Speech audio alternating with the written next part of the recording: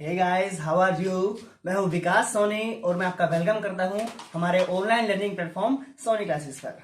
सो बेटा जी, आपको पता है डेली हम लोग किसी न किसी क्लास के कोई ना कोई टॉपिक्स पढ़ते हैं, लेकिन आज हम बिल्कुल अलग चीज पढ़ने वाले हैं। आज मैं आपको कंपटीशन एग्जाम्स के बारे में एक सीरीज स्टार्ट करने जा रहा हूं, जिसमें आपको सभी कंपटीशन एग्जाम्स के बारे में बताया जाएगा कि उनके लिए क्या एलिजिबिलिटी है, कैसे आप उनके लिए अपेयर हो सकते हैं, टेस्ट में आपको क्या क्या चाहिए, क्या उनका सिलेबस रहेगा, वो सारी डिटेल्स आपको वीडियोस के अंदर हम प्रोवाइड कराते रहेंगे। तो आज हमारी फर्स्ट वीडियो है जिसमें हम एक टॉपिक जो आज पढ़ाने वाले हैं आपको, जिसके बारे में बताने वाले हैं, वो एग्जाम है एनडीए का एग्जाम। बच्चे बहुत क्वेरी करते हैं कि सर एनडीए एग्जाम्स के बारे में हमें बताइए।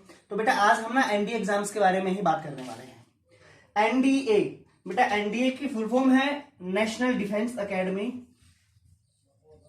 नेशनल डिफेंस एकेडमी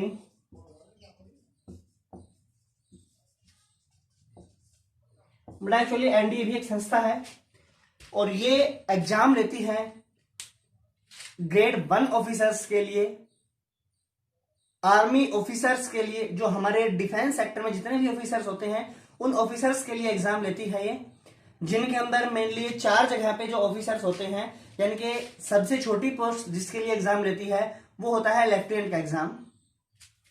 फिर लेफ्टिनेंट से ऊपर की पोस्ट के लिए अपने आप प्रमोट होते जाते हैं, लेकिन लेफ्टिनेंट बनने के लिए एनडीए का टेस्ट पास करना होता है स्टूडेंट्स को, जो कि 12th के बाद डायरेक्ट अगर आर्मी में ऑफिसर या फिर हमारे जो डिफेंस सेक्टर है उसमें ऑफिसर बनना चाहते हैं उनके लिए। तो बेटा नेशनल डिफेंस एकेडमी किन किन के लिए एग्जाम्स लेती है वो मैं आपको बता देता हूं। ये एग्जाम लेती है हमारी एयरफोर्स के लिए। एयरफोर्स में अगर किसी ने ऑफिसर जाना है तो वहां पे उसको एनडीए एग्जाम पास करना होगा। एयरफोर्स के बाद में नेवी में अगर किसी ने ऑफिसर जाना है तो उसके लिए एग्जाम पास करना होगा। आर्मी के अंदर अगर किसी ने ऑफिसर जाना है तो उसको एनडीए एग्जाम पास करना होगा। और इसके साथ ही अगर नेवल एकेडमी के अंदर किसी ने ऑफिसर जाना है तो उनके लिए उनको एनडीए एग्जाम्स पास करना होगा। ये NDA exam just after 12th class, जो 12th क्लास पास स्टूडेंट्स होते हैं उनके लिए एग्जाम होता है।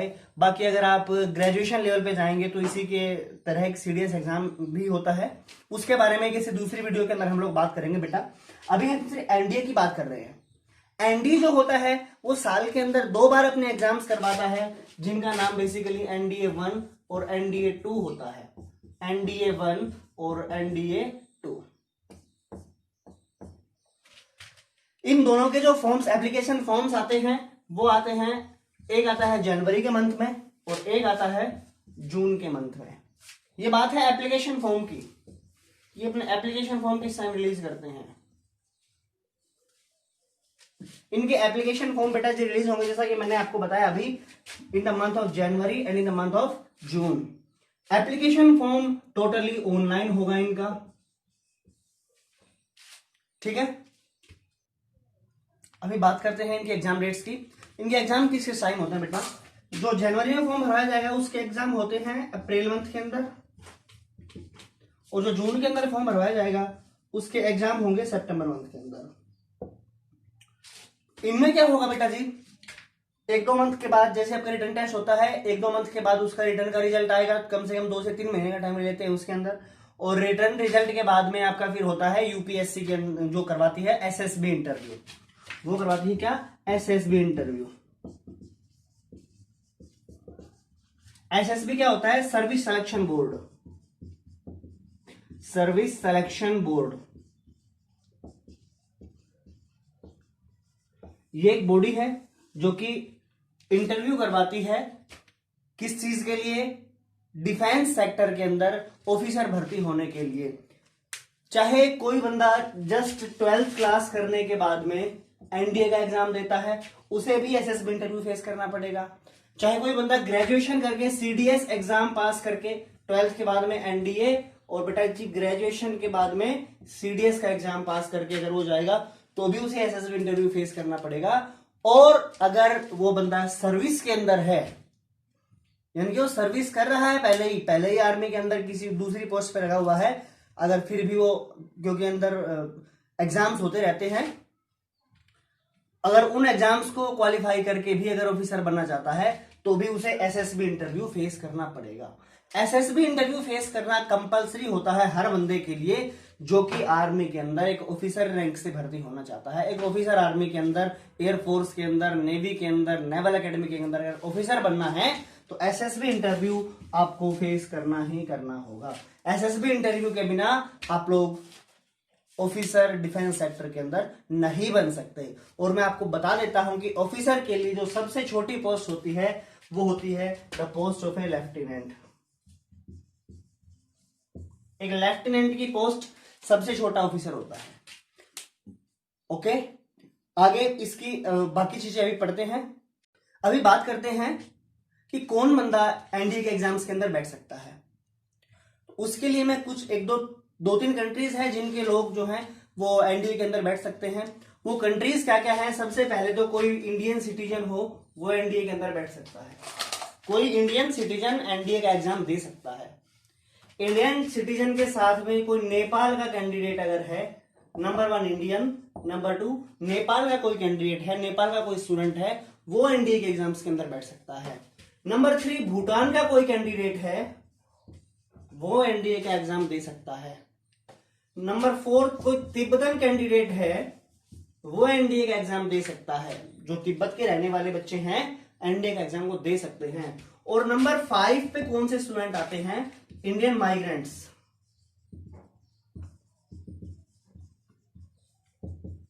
इंडियन माइग्रेंट्स का मीनिंग क्या है कि ओरिजिनली इंडिया के हैं लेकिन किसी दूसरी कंट्री के अंदर वो रह रही हैं, वो लोग भी एनडीए एग्जाम्स दे सकते हैं।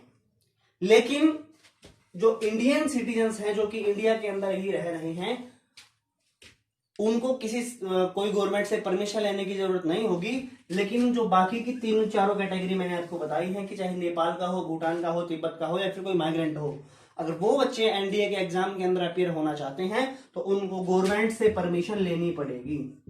गवर्नमेंट से परमिशन उनको लेनी पड़ेगी। गवर्नमेंट से परमिशन के बिना वो एनडीए के एग्जाम में अपीयर नहीं हो सकते। स्पेशली जरूरी है कि एप्लीकेशन फॉर्म अप्लाई करने से पहले उनको गवर्नमेंट से परमिशन लेनी ही पड़ेगी कि मैं एनडीए एग्जाम के अंदर अपीयर होना चाहता हूं। अब बात करते हैं कि एज लिमिट क्या होनी चाहिए। तो एज लिमिट मैं आपको बता देता हूं, यहां पे जो एज लिमिट होगी एनडीए एग्जाम के लिए वो होनी चाहिए 16 से 19 ईयर्स। 16 से 19 ईयर्स कब होगी? जो मैं आपको बताया एनडीए 1 और 2 एग्जाम्स होते हैं उनके अकॉर्डिंग जनवरी और जून, क्योंकि जिस टाइम पे एप्लीकेशन फॉर्म निकलेंगे उस टाइम पे उनकी एज 16 ईयर्स से 19 ईयर्स के बीच में होनी चाहिए। किसी की एज अगर 16 ईयर्स से उस दिन एक दिन भी कम है तो वो उस एग्जाम के अंदर अपीयर नहीं हो सकता। और किसी की 19 ईयर्स से एक दिन भी ज्यादा है तो वो बच्चा भी उस एग्जाम के अंदर अपीयर नहीं हो सकता। बकायदा जब एप्लीकेशन फॉर्म के लिए नोटिफिकेशन आता है उस नोटिफिकेशन के अंदर डेट्स भी मेंशन होती हैं कि इस डेट से लेके इस डेट तक के बच्चे एनडीए के एग्जाम में अपीयर हो सकते हैं। इस डेट से इस डेट के बीच में जिनका बर्थ है, जिनका बर्थडे आता है, वही बच्चे उस एग्जाम के अंदर अपीयर हो सकते हैं।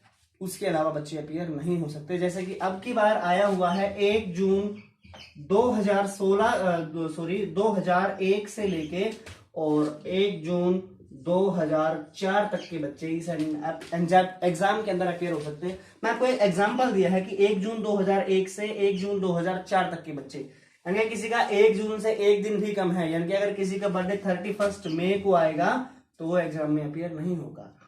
ऐसे ही 1 जून 2004 यानी कि अगर किसी का 2 जून को आ गया, 2 जून 2004 को बर्थडे आ गया, वो पेपर नहीं ले सकता, वो इस एग्जाम के अंदर नहीं बैठ सकता।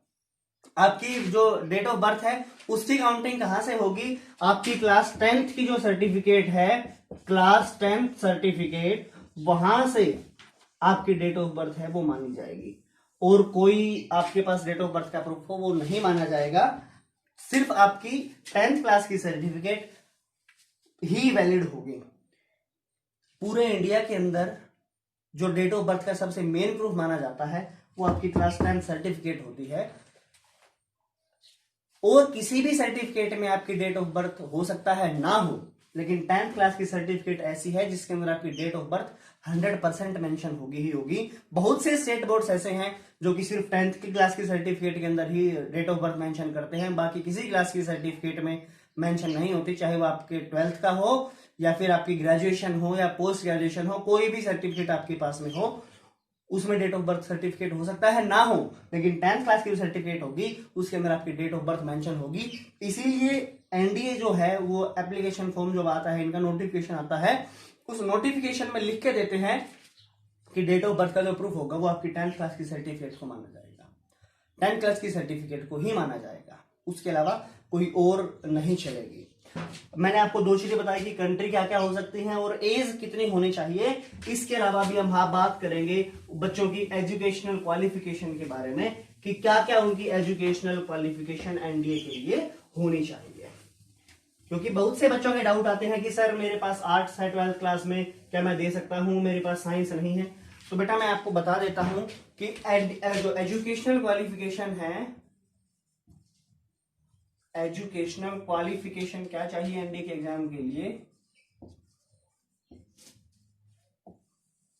एनडीए की एजुकेशन क्वालिफिकेशन है 12th क्लास। 12th क्लास या तो पास हो बच्चा, या तो 12th क्लास पास कर चुका हो या फिर 12th क्लास में अपीयरिंग हो। 12th क्लास में जो बच्चे एडमिशन ले चुके हैं, 12th क्लास में अपीयरिंग है, वो बच्चे एनडीए का एग्जाम दे सकते हैं। 12th पास कर चुके हैं वो बच्चे भी एनडीए का एग्जाम दे सकते हैं। लेकिन जिस टाइम पे आपका जब ज्वाइनिंग होती है उस टाइम पे आपकी 12th क्लास पास हो चुकी हो, ये कंडीशन होती है। कि कई मोस्टली टाइम पे क्या करते हैं, जब आपका एसएसबी एग्जाम होता है उसी टाइम पे सर्टिफिकेट्स आपके चेक कर लिए जाते हैं, लेकिन फिर भी आपको एक चांस दिया जाता है कि अगर आपके सर्टिफिकेट्स अभी नहीं आए हैं 12th क्लास के, तो क्योंकि अपीयरिंग बच्चा जब पेपर देगा उसके बाद में जब एसएसबी एग्जाम जब होता है, एसएसबी इंटरव्यू जब होते हैं, उसके बीच में कम से कम 7-8 महीने की क्या 9 से 10 महीने का भी टाइम लग जाता है। तो इतना टाइम बहुत होता है कि तब तक बच्चा 12th पास कर ले। लेकिन फिर भी अगर बच्चे ने 12th पास नहीं की है तो उसके लिए टाइम मिल जाएगा आपको कि उस टाइम तक आपकी 12th क्लास पास हो जानी चाहिए।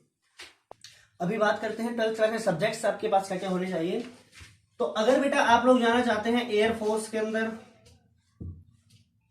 आप जाना चाहते हैं नेवी के अंदर, या फिर अगर आप जाना चाहते हैं नेवल एकेडमी के अंदर, यानी कि एयरफोर्स विंग, नेवी विंग और नेवल विंग जो आपकी है, उसके लिए आपके पास 12th क्लास में सब्जेक्ट होने चाहिए फिजिक्स और मैथ्स। ये दो सब्जेक्ट्स आपके पास कंपल्सरी होने जरूरी हैं अगर आप जाना चाहते हैं एनडीए के थ्रू हमारे डिफेंस सेक्टर की एयरफोर्स विंग या फिर नेवल विंग के अंदर, यानी कि नेवी और नेवल एकेडमी के अंदर। तो आपके पास फिजिक्स और मैथमेटिक्स होना जरूरी है। अभी कुछ बच्चे कहेंगे कि सर हमारे पास तो फिजिक्स और मैथमेटिक्स नहीं है, क्या हम एनडीए एग्जाम दे सकते हैं? तो उनके लिए भी मैं बताना चाहूंगा कि जिन बच्चों के पास में फिजिक्स और मैथमेटिक्स नहीं है 12th क्लास के अंदर, वो बच्चे जा सकते हैं हमारी आर्मी विंग के अंदर। आर्मी विंग के लिए जस्ट 12th क्लास होना चाहिए।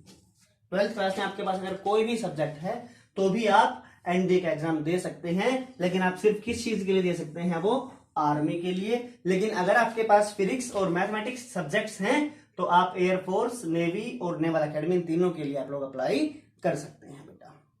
इसके बाद में एक और क्वेश्चन आता है, वो है स्टूडेंट के मैरिटल स्टेटस से रिलेटेड। मैरिटल स्टेटस बेटा बेसिकली मैं आपको बता देता हूं कि ये जो एनडीए का एग्जाम होता है वो सिर्फ मेल कैंडिडेट्स के लिए होता है जिनकी एज होनी चाहिए 16 से 19 ईयर्स। देखो बेटा अब एक दो छोटी छोटी चीजें आती हैं। हमारी गवर्नमेंट ने मेल के लिए जो शादी के लिए एज फिक्स की हुई है वो होती है 21 ईयर्स। 21 ईयर्स। तो इसीलिए 21 साल से पहले शादी करना तो जरूरी होता ही नहीं है। लेकिन अगर जो बच्चा 19 साल की उम्र में भर्ती हो रहा है, इसका मीनिंग क्या है कि वो अप्लाई नहीं कर सकते जिनकी शादी हो चुकी है। एयरफोर्स, नेवी, आर्मी, यानी कि जो जितना भी हमारा डिफेंस सेक्टर है इसके अंदर अनमैरिड मेल होने चाहिए। अनमैरिड मेल कैंडिडेट होना चाहिए शादी के लिए, हमारे एनडीए में जाने के लिए। और इसके अंदर एक कंडीशन और वो देते हैं, वो कंडीशन क्या है कि वो ट्रेनिंग के दौरान, कि जब तक उनकी ट्रेनिंग चलेगी, लगभग इसकी ट्रेनिंग होती है 4 इयर्स, 4 इयर्स के आसपास इनकी ट्रेनिंग होती है। तो जब तक इनकी ट्रेनिंग चलेगी तब तक आप लोग शादी नहीं कर सकते, क्योंकि मैंने बताया 21 साल से पहले तो शादी नहीं कर सकते। यानी कि जब एनडीए का पेपर हम देंगे उस टाइम पे शादी बच्चे नहीं कर सकते। लेकिन अगर, क्योंकि हमारा इंडिया में क्या कल्चर होता है कि जिस बच्चे की गवर्नमेंट जॉब हो गई, और समझिए रेपुटेड जॉब, एक ऑफिसर है डिफेंस सेक्टर के अंदर, तो उसके पेरेंट्स, उसके घर वाले कई बार क्या सोचते हैं, चलो फटाफट बच्चे की शादी कर देते हैं। लेकिन इन्होंने क्लियर कट दिया होता है, क्लियर कट रूल है इनका कि जब तक ट्रेनिंग आपकी चलेगी उस टाइम तक आप लोग शादी नहीं कर सकते। अगर कोई बंदा शादी कर भी लेता है तो उसे जॉब से डिसमिस कर दिया जाएगा, और उसकी ट्रेनिंग पे जितने भी एक्सपेंसेस गवर्नमेंट ने किए हैं वो सारे उसको पे करने पड़ेंगे। यानी कि जितना भी खर्चा गवर्नमेंट ने आपके ऊपर किया है आपकी ट्रेनिंग के दौरान, वो सारा खर्चा आपको गवर्नमेंट को वापस देना पड़ेगा। जितनी सैलरी आपने ली है वो सारी सैलरी आपको वापस जमा करवानी पड़ेगी। उसके बाद आप लोग शादी कर सकते हैं। तो इसलिए जरूरी है कि 4 साल, यानी कि जब तक आपकी ट्रेनिंग पूरी नहीं हो जाती तब तक आप लोग शादी नहीं कर सकते। ये गवर्नमेंट का क्लियर कट रूल है। इसके बाद में, क्योंकि अभी वीडियो काफी लंबी हो चुकी है, तो अगला पार्ट जो है इसके फिजिकल स्टैंडर्ड्स का आएगा, इसके विजुअल स्टैंडर्ड का आएगा, और टैटूज जो बच्चे कुछ बनवा लेते हैं अपने हाथ पे या फिर बॉडी के किसी भी पार्ट्स के ऊपर, तो उनके बारे में हम बात करेंगे इससे अगली वीडियो के अंदर। तब तक बेटा बाय, अलविदा लेते हैं और मिलते हैं नेक्स्ट पार्ट के अंदर।